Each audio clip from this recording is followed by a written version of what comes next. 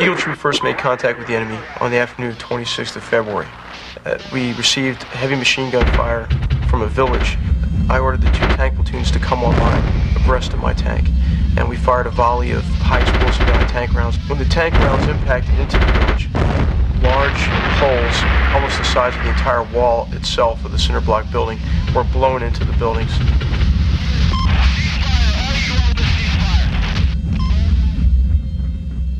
My role in the creation of this battle began in the desert, and I was met in the desert by a research team. They came to us not months after, but hours after the action actually took place, so it's fresh in our mind.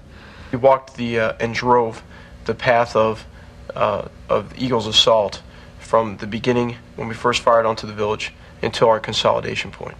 We spent the next couple of months painstakingly going through all of this evidence, some of which was clear, some of which was murky, trying to plot out exactly what happened. Topped the ridgeline, saw the entire panoply of the enemy, killed 3 of their tanks in less than 10 seconds.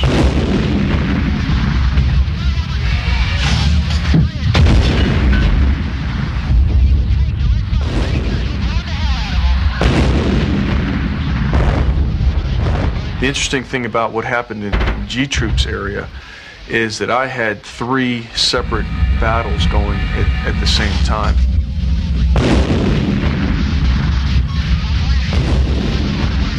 I Troop hit a dug-in force oriented roughly in our direction, tanks and personnel carriers.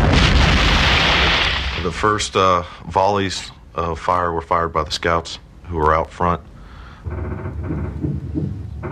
And right now, tow launchers came up across the board as soon as that thing went up, and that thing burned.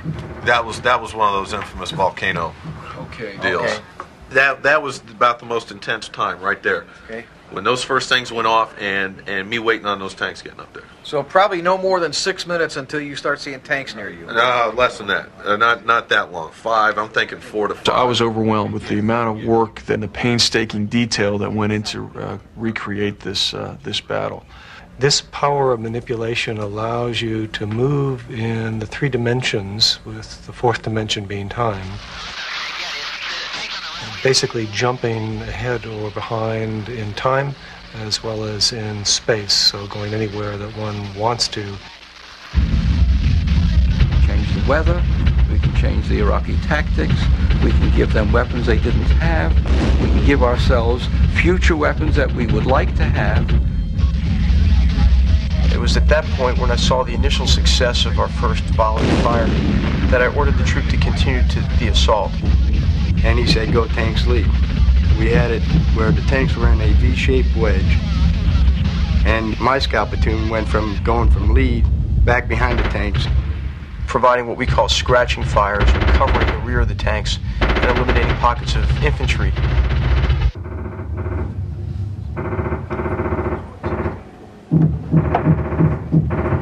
We tried to refight the battle as closely as possible to what our data told us the real battle was like. It allows me to view from my perspective, from what I've seen in the battle, and to try to make it as accurate as we can recreate it. That's true. I mean, it looked like you're looking out at your tank at the same desert. We weren't getting anything out of some of these berms until one of my scouts shot a berm with a TOW missile, and then the berm exploded. I received a call at that point that we had reached our limit of advance. They wanted us to stop right in the middle of it. I said, we can't stop. It was evident that we had surprised the enemy and had seized the initiative from him.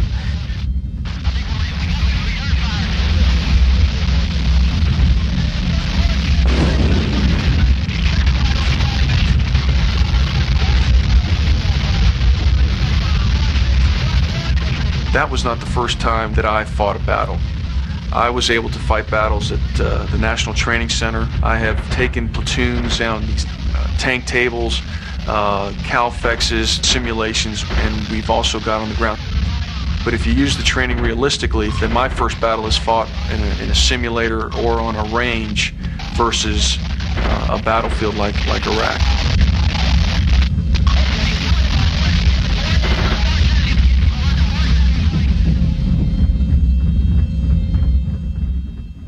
You look back at what you did, and you see nothing but burning vehicles, and it's a feeling that it's deep inside that you know you've done your job. During the battle, there was no time to feel any emotion. There was no time to feel any fear. I found myself as I watched this battle, just I could feel the adrenaline flowing. I could feel my palms start to sweat. I was surprised and delighted to hear comments from several of the participants in the battle. That's exactly what it was like. If you sit behind a tank night sight and you look out of the thermals, it's just like looking out of a tank. It can take and test ideas against a set measure. So we can measure the delta. If an officer says, I can do better than that, I say, step up, son, do better than that. It's group training at the combat level that we never had before. We can test future ideas, concepts, tactics, doctrine, and vehicles, because we now have a benchmark that's rooted in ground truth.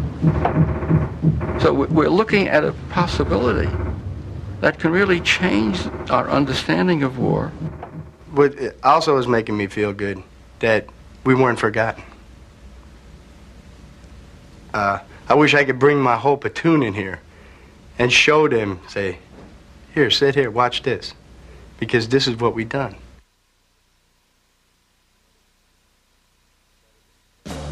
It's better than film, because film footage you can't change.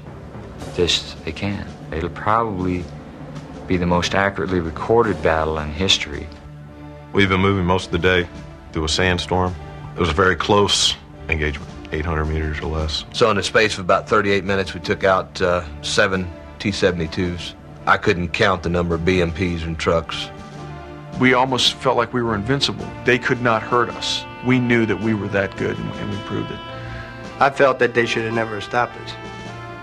The cavalry is so hard-charging that if you would have let us come, well, we would have been in Baghdad in no time. As a junior officer, I fully understood that I could make a decision based on the situation. The first fully interactive, historically accurate database of a military battle has now been constructed.